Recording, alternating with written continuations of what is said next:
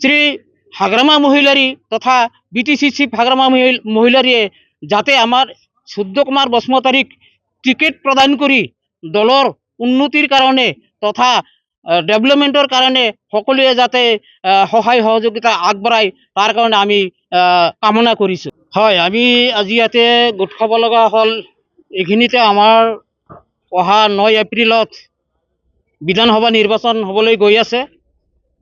সেয়েহে আমি এই অঞ্চলৰ আমাৰ ইয়াতে 4টা ৰেভিনিউ ভিলেজ আছে।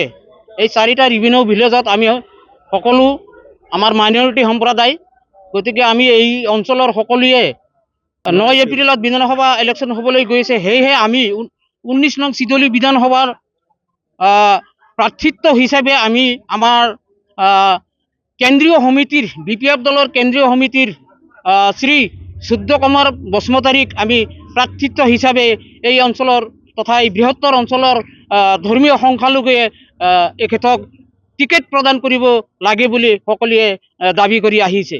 গতিকে আমি এইখিনিতে বিচাৰোঁ যে আমাৰ এই শ্ৰী সূৰ্য কুমাৰ বসুমতাৰীক আমাৰ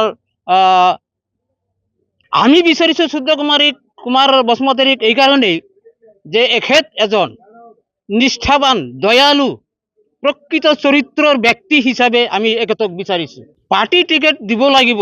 আমি যেহেতু বৃহত্তৰ এটা অঞ্চল হিচাপে আমি দাবী কৰিছোঁ এখেতক প্ৰাৰ্থিত্ব দিব লাগিব, এখেতক টিকেট দিব লাগিব।